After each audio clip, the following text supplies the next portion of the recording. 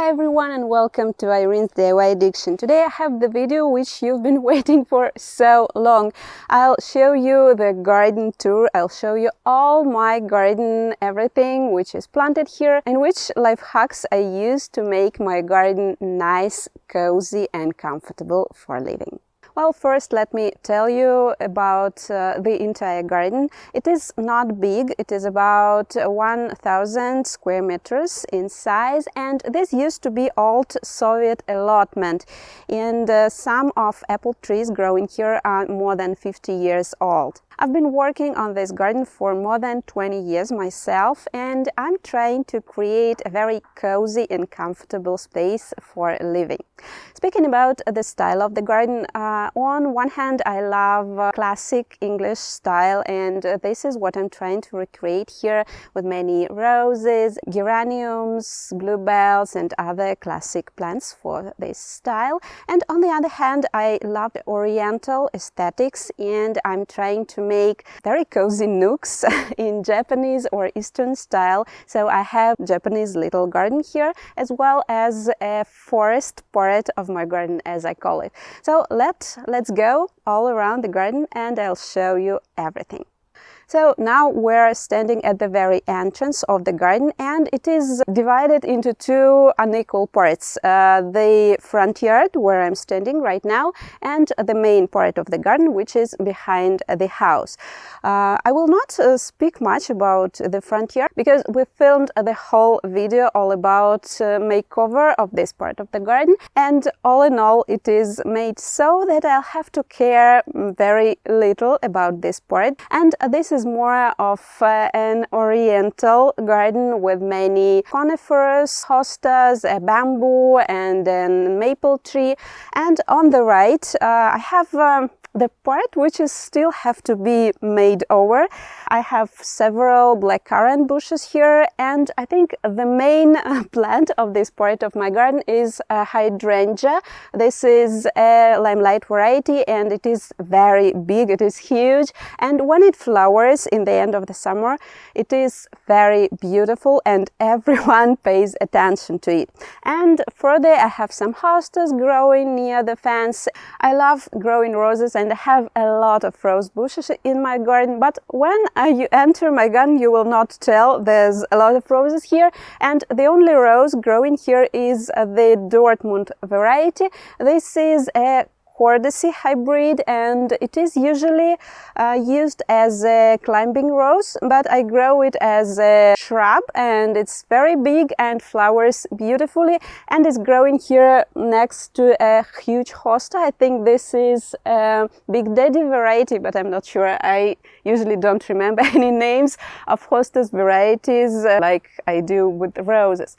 Speaking about hostas, I have different colors and different sizes here, and this border I try to make with a variety of sizes, variety of colors, so that it looks beautiful, although here I have quite a deep shade. And here I think I'll have to make another makeover in this part, because this apple tree I'm standing under it is dying. It is very old, more than 50 years old, and it died in 78 year when we had very severe frosts right here, and it grew back out of fruit. But now if you compare the leaves with other apple trees, it looks like the leaves are not growing in their full size, and I'm afraid it is dying and we'll have to remove this tree from here, and so we'll have to make something new right here. Well, I love creating something new in my garden, so maybe this is good.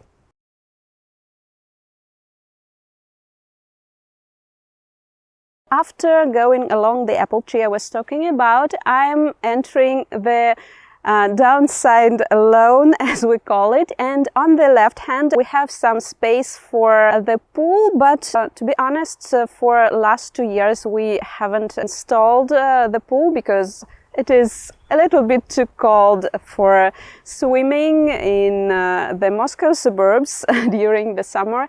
And I have a little tapire fence right here to hide the pool a little bit. It is made out of Japanese Perea, Little Princess. Further near the fence I have a Japanese garden. I will not speak much about this part, as I have also a big separate video all about making this part of my garden. Right now I have the sedum flowering and I love the color splash. And after the Japanese garden at last there are roses. And right near the Japanese garden I have a classic English rose bed with English roses and other plants, so which are very typical for this style, geraniums, hydrangeas, bluebells and the like.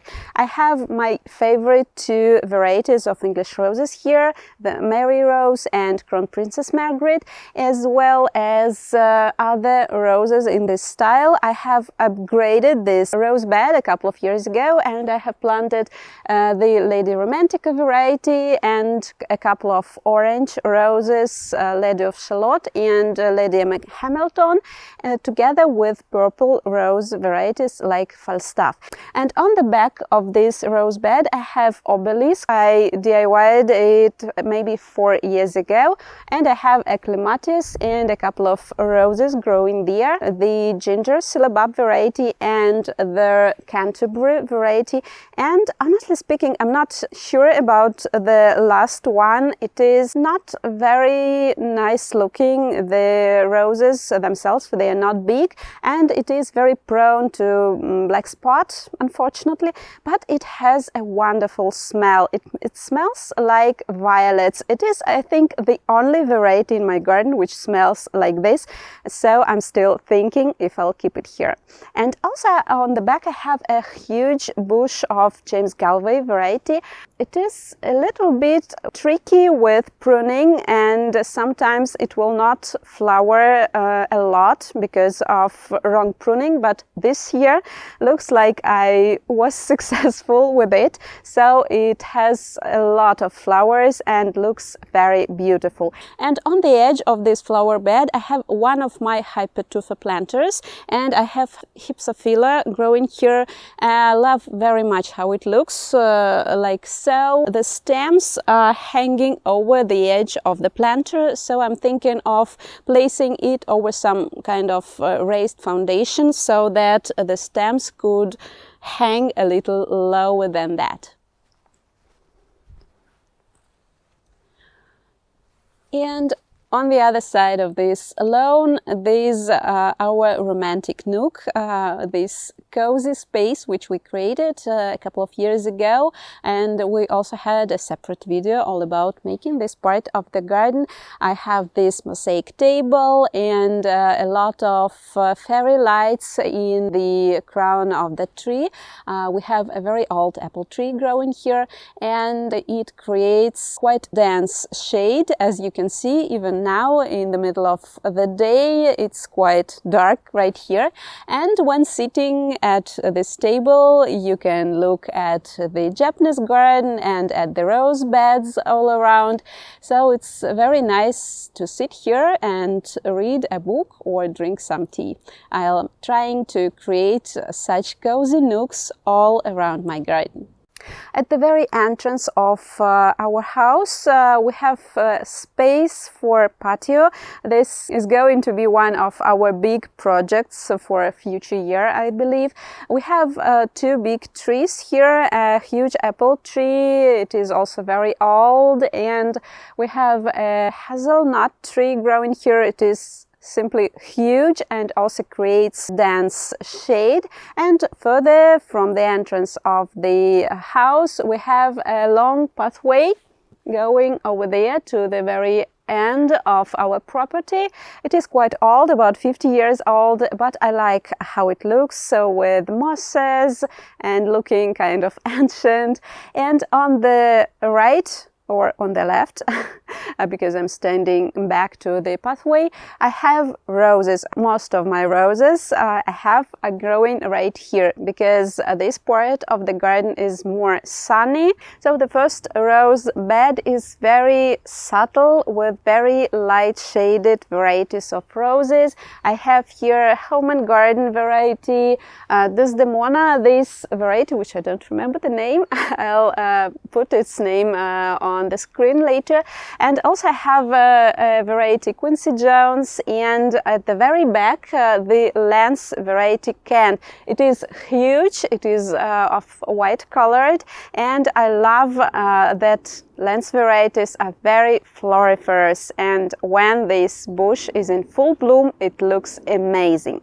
A little further we have a gazebo, and I think we'll have several more videos about this, making some furniture for the gazebo and making some decor for it. And also near gazebo we have another flower bed with many bright colored roses like Golden Celebration and Jubilee Celebration, and also the variety which I love a lot, although it is single flowered, and it is called Morning Mist, although this is Austin variety, and also many different shades of pink like Benjamin Britten and Leo da Vinci.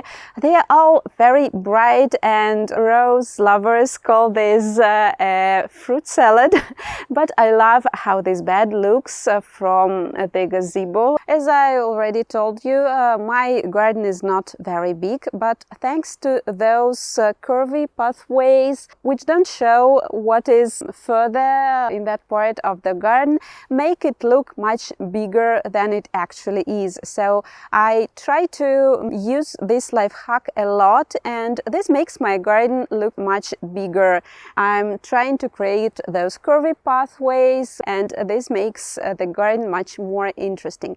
So this part is very classic English styled, with topiary balls of boxwoods and grasses and roses, of course. And on the back of this part I have another obelisk with a rose growing on it. This is the Mozart variety. It flowers beautifully, and as it is single flowered, it kind of unifies two parts of my garden, the rose part and the forest part. And here I have another cozy nook with a garden bench where you can sit and admire the roses growing around. And right in front of this garden bench I have the flower bed with the bird bath which I made recently. I also have this video on the channel. After going along the pathway, we are now at the very place where this video has started. And at the back of me there's an almond tree. This is a everyday variety, and normally it has a pyramidal shape, but in our climate this variety is not fully hardy, so it dies off a little bit each year and it grows like a big bowl. So we have to tire the branches to keep the shape more or less pyramidal. Right here I have the rose which I admire so much. I think this is my favorite variety ever. This is ballerina rose variety and this is the standard rose. And I also love how it looks together with Japanese iris. It creates this classic combination roses and blue flowers. Right now it has stopped flowering because of heat, and after going through this little space we will come into the forest part of the garden. So after going through the elm tree and the rose, we're coming into the higher lawn, as we call it, and this is the forest part of my garden. And here in my garden, east meets west. I have a lot of eastern vibe here with many plants like conifers, herbs and hostas, and even a bamboo, and all those plants create a very nice and picturesque look, even though there are no flowers. The biggest tree right here is a Manchurian maple. It is huge, and I planted it to replace a Japanese maple tree because Japanese maples are not hardy in our climate. And I think the most picturesque this part of the garden looks in autumn, when the maple is bright purple and many other plants have pink and purple leaves. And the catalpa tree, which I grew from seed many years ago becomes yellow, so it's very, very bright and nice looking. But even in summer, when everything is green, it is very nice, and I love how the fence, which looks like bamboo fence, creates a very nice background for this part of the garden. Here I have another hypertufa planter which I made a couple of years ago, and in our cold climate the plants are survive pretty well during winter. I'm not protecting this in any way, but still they look nice and they grow very well in this planter. Here I have another interesting cozy nook, this tiny gazebo, and it has a very interesting story of its appearance in my garden. Once upon a time I was on a garden exhibition and I saw a similar gazebo. I fell in love into this gazebo and I asked my dad to build the like one to me. So he built this tiny gazebo. It is only 4 square meters, very, very small, and it used to be very nice to sit there and stare at the garden, but now it is very old and its floor is breaking, so we'll have to repair it. The gazebo is partly hidden behind the blue arrow coniferous tree, and this tree I think is the most commented on my garden videos because it looks nearly like a cypress tree, but it is completely hardy in our cold climate. At the bottom of the blue arrow there's an alpine rock garden, and I also had the whole video about making it. It has the most beautiful look in spring when all the phloxes and saxifrages flower, and now it's just a nice composition of rocks and plants. And further there's the western part of this lawn, and here I have a huge standard rose. This is Guirlande d'Amour, variety of lance rose. Right now most of the flowers have fallen already, but when it is in full bloom it looks amazing, especially together with the Armenian geranium, which grows at the bottom of this rose, and they look terrific together. And what I love the most about this flower bed is the alliums which grow here. Those are of Globemaster variety with huge flower heads, and even after they stop flowering they look amazingly beautiful together with roses. On the opposite part of this higher lawn, there's my favorite bush ever. This is a hydrangea, and I think everyone who follows me for quite some time has seen it and knows it very well. This is the back part of the very first rose bed I have shown to you today, and you can see the obelisk on the back of it. Unfortunately, this year we had late frosts and most of the flowers had died off, so this year it will not going to be flowering a lot.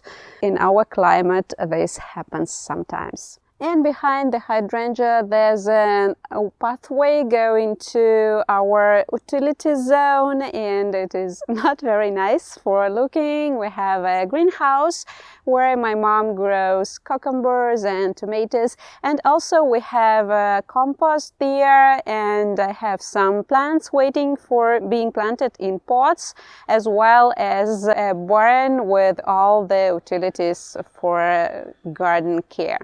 And now we have reached the very edge of our property, and here I have 2 huge topiary boxwood balls and another pathway which curves, and it looks like there's something interesting behind it, but in fact this pathway leads to a very old barn which is now destroying, and we need to disassemble it and to make something new and something nice here. Well, as you can see, my garden is not about harvest gardening, so to say. We only have apple trees and a couple of beds with strawberries and, of course, the mom's greenhouse. But that's all, and my garden is mostly about flowers and grass, and my favorite thing is early in the morning going out of the house and going around the property, watching what flowers I have there, and steering and nice beds and all the like. I hope you loved this little walk around my garden. That's all for today. We'll see you in my next video. Bye!